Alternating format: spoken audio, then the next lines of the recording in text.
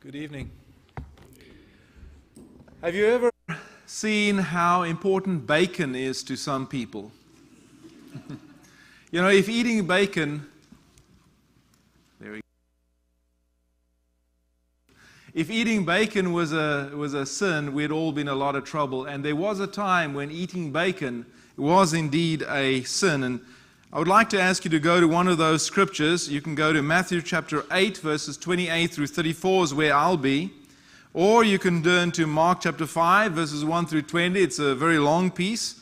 Or Luke chapter 8, verses 26 to 39. All of them are a lot longer, but because this is a Devo evening, I've chosen the shorter one for us tonight. Matthew chapter 8, verses 28 through 34. When it comes to temptation, we are dealing with a fight. We are dealing with almost hand-to-hand combat with Satan. And oftentimes, we are not very effective because we look at sin or we look at the fight from our perspective, not from somebody who's necessarily engaged in the fight. There was an article not too long ago in the USA Today written by Rodney Brooks in which he talks about a man who has a very successful business. And what he tries to do is let people see what their clients feel like. They are a design team, a team of architects, and their business is putting together these elaborate buildings. And what they say, what this guy, whose name is David Dillard, says, is that designers don't know what people have to experience that they're designing for. And so he has them do a 24-hour sleepover. They have to go to a senior citizen center where there are people between the ages of 80 and 90 living, and they have to replicate what it would be like to be 80 or 90. And so first of all, they have to exchange their eyeglasses or put on eyeglasses that make their sight blurry. They have to take earplugs and put them in the ear so they can't hear properly. And then they need to take tape and tape their fingers together so that their dexterity is gone. And then they experience living in pajamas for 24 hours, what it's like living in somebody else's home. And this is what he says, David Dillard. The biggest benefit is that when I send 27-year-olds out, they come back with a heart 10 times as big. They meet people and understand their plights because they've been in their shoes. One of the greatest advantages for us when it comes to fighting temptation is that Jesus indeed fully understands our plight. In Hebrews chapter 2, verse 17, it says, He was fully human in every way. In verse 18, it says, because this is Jesus Himself suffered when He was tempted, He is able to help those who are being tempted. There is not an area of temptation that you can possibly be struggling in that Jesus wasn't in there first. And it's always a fight. It's as if you get into a situation and you're minding your own business and the devil comes out swinging. And he takes the first punch, and oftentimes, unfortunately, you don't know you're fighting the devil. He can be holding you on the throat, choking your life out of you, and you won't know it's the devil who's busy choking you. Well, after he's taken his first punch, if you will, Jesus will take the second one. And then the third one is going to be the crowd. If you think about what happened in Orlando, you can see that there was, first of all, the devil operating, and then there was Christ operating, and then there was the crowd. You can think about that with the singer who was killed. You can think about it in the mass shooting. You can even think about it with the parents who lost their child. How many times haven't we seen a parent lose a child in a very tragic way? And what does the crowd do? Oh, the parents must have done something wrong. Oh, and these parents have just lost their child, right? And that's all they need to hear, the world turning on them because they're not good parents. And you know how quickly a child can disappear from eyesight. And so we need to understand there's always these three elements. There's the devil, there's Christ, if you will allow him, and there's the crowd. And so this is what we'll see as we go through the text this evening. If you're taking notes, the first point is the confession con. This is the devil. And he's here attacking Jesus with a confession. And it sounds legitimate until you realize what he's trying to actually do. And when he came, this is verse 28, and when he came to the other side, to the country of the Gadarenes, 2 demon-possessed men met him. Now, the others just talk about one, but they don't say that there was only one. And so there is that idea of there's 2 there. One was probably more dominant than the other one. One was more vicious and aggressive, probably. 2 demon-possessed men met him, coming out of the tombs, so fierce that no one could pass that way. Notice where the devils are living, the demons are living. They're living in the tombs. The demons will always be in the worst part of society. Back then, the tombs were not very nice. They were very bad. It's not a place that you would want to be caught at night. Satan also moved a lot freer back during the first century than what he does today. And he could literally possess somebody. You're going to the devil. You're playing with Satan when you go into those environments. So you've got to be very, very careful. And so he says, so fierce that no one could pass that way. And behold, they cried out. And there's 2 questions that they have over here. Number 1, what have you to do with us, O Son of God? What have you got to do with us? And then you think, oh, this is wonderful. Listen, how respectful they are. O Son of God. If you drop down to the other parallel, Mark chapter 5, verse 7, it says, what have you to do with me, Jesus, Son of the Most High? I adjure you, by God, do not torment me. And so here it comes across as a respectful greeting, but it isn't. He is trying to possess Jesus by naming Jesus' name. And so this is the first thing he will do. He will identify with who you are, and he will name your name. Just like if you want to get rid of him, you need to know who he is, and you need to know the specific sin that he attacked you with. And so this is what is happening here. A second question is, have you come here to torment us before the time? So not only does he acknowledge who Jesus is, but he also realizes that his time in this world, in this existence, is limited. His power was limited. When Christ died on the cross, Satan's power was vastly reduced. He still has power, but you have to actually go to where he is for him to be able to get hold of you. And it was worse in the first century. Also from Mark chapter 5, verse 5, we see that he was hurting these people. Night and day among the tombs and on the mountains, he was always crying out and cutting himself with stones. We see a little bit about what's going on here about the deceptiveness of the con in 2 Corinthians 11, verse 3.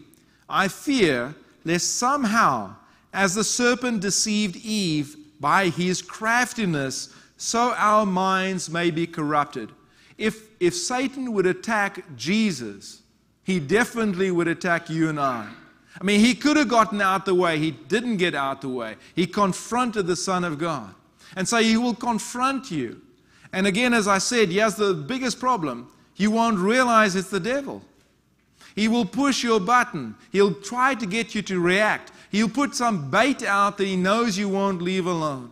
And before you know what's happened, you're in trouble. In Genesis chapter 3, verse 1, we hear this of the devil: more cunning than any beast of the field. In 2 Corinthians chapter 11, verses 14 to 15, it says, Satan dresses as an angel of light. He has agents that look like righteousness themselves. So when you think of the devil, he could be a wolf in sheep's clothing, but you won't recognize him. You will think you're looking at something really wonderful, and you won't. And so we need to know God's truth to expose the devil's lies. You need to ask yourself at every turn, just as Jesus did, what would God do in this instance? In our case, we say, what would Jesus do? Or we ask BCV, which stands for book, chapter, and verse. It's there. It's in the Bible. The answer is there. You need to find out where it is. Find out how he is attacking you. Lust of the eyes, lust of the flesh, boastful pride of life. One of 3 areas. Divided into 2 areas, either pride or selfishness. Either you're worried about losing something, or you are proud, and he's setting you up for a fall. Just watch where he is, recognize him, and stand out. So first of all, the confession con, the devil takes a swing. The second point is Christ counters. So the devil takes a first punch, and it doesn't work. And so because it didn't work, Jesus comes with what he's going to do, and if you look at verse 30, you'll see what Jesus does. Now a herd of many pigs. In Mark chapter 5, verse 13, we read that there are 2,000 pigs, and pigs are bacon. You got it. You see the connection, right? Bacon. Now a herd of many pigs were feeding at some distance from them, and the demons begged him, saying, "If you cast us out, send us away into the herd of pigs." There's various classes of conditions in Greek. This is a first-class condition, which is, since you're sending us out, send us into the pigs. Jesus didn't necessarily want to kill the pigs. The demons necessarily did not want to kill the pigs. We don't know the details, but we do know that the demons didn't want to be killed. And as far as I know, demons cannot be killed, angels cannot be killed, humans cannot be killed. Our souls will never die. They'll either be in heaven or they'll be in hell. And so the devil is just trying to stretch out his existence in a comfortable world before the final judgment. And that's actually what they're requesting here. And Jesus said in verse 32, "And he said to them, Go." So they came out and went into the pigs. And behold, the whole herd rushed down the steep bank into the sea and drowned in the waters. When it comes to evil, if you go into places, many third world countries, they look at evil, they recognize evil for what it really is. If you had to ask people in Africa, what do they think about what happened with the mass shooting in Orlando, they would say the devil was busy. They would say that person was possessed by the devil. If you had to ask people in America what happened, give it a few weeks and we'll try to diagnose the mental illness. Now, mental illness is real, but when mental illness connects itself with evil, there is a solution. In James chapter 5, verse 13, we are told if we are feeling bad, if we're feeling happy, we need to sing. If we're feeling bad, we need to, sing, right? And that's how you deal with it if you've got a bad spirit in you. You sing. If that doesn't work, the next thing, according to James 5:14, is you call the elders. See, there's a way to deal with it. Now, if you don't do that, you're going to end up where the evil that we find in our world is. And it's not necessarily evil anymore. It will migrate to a full-fledged sickness. A mental illness that can be diagnosed as a mental illness. But somewhere along the line, it wasn't. Somewhere along the line, you had a choice to come forward or to call the elders privately and say, could you please come to my house, or could we meet you at the church building somewhere? Would you please pray over us or over me? In this case, it was two people.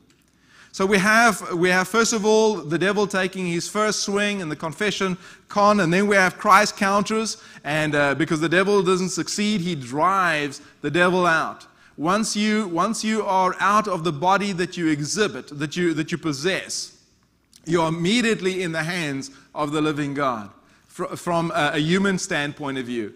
So when a person is either mentally ill or has some kind of a devil living in them, reacting to what the devil would want them to do, once they are killed and they're out of this world, they're no longer in our hands. They're in the hands of the living God, which is a fearful thing. But then when we stand back and we say, what does the crowd say about this? It's never a good idea to listen to the crowd.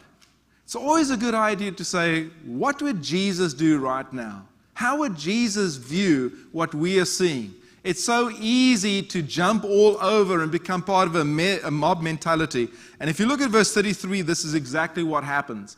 But we also need to realize the person that possessed these people and eventually the pigs, the demons in there, they were multiple. There wasn't just one person. And so the crowd wasn't only in the city, the crowd was also in the individual person. You and I today could be part of a crowd, we could be part of a mob, but we could also have many devils living inside of us. So this is what we see in verse 33. The herdsmen fled, and going into the city, they told everything, especially what had happened to the demon-possessed men. And behold, all the city came out to meet Jesus. And when they saw him, they begged him to leave their region. So do you think the crowd's ever going to be on the side of Christ? Is it ever a good thing to listen to the crowd? I want to conclude with a poem written by Edward Sanford Martin. And it's really impactful. I may read this twice. It talks about a fight that we have inside of us and a choice that we have to make as to who we really are. And once we can make that choice, are we fighting on Christ's side or are we fighting on behalf of the devil? Once we can make that choice, everything falls into place in our lives. And the crowd goes away. Within my earthly temple, there's a crowd. There's one of us that's humble, one that's proud. See the contrast? One that's broken-hearted for his sins. There's one that's unrepentant, sits and grins. There's one that loves his neighbor as himself, and one that cares for naught but fame and pelf. From much corroding care, I should be free if I could once determine which is me. You get that? Let me read it again. Within my earthly temple, there's a crowd. There's one of us that's humble, one that's proud. There's one that's broken-hearted for his sins. There's one that unrepentant sits and grins. There's one that loves his neighbor as himself, and one that cares for naught but fame and pelf. From much corroding care I should be free if I could once determine which is me. And that's what we have a really good chance to do every time there's a lesson or a diva or a sermon. And right now, you could choose whose you really are. It's wonderful that we have an evening all about bacon, right? But it becomes very real when we realize what is going on.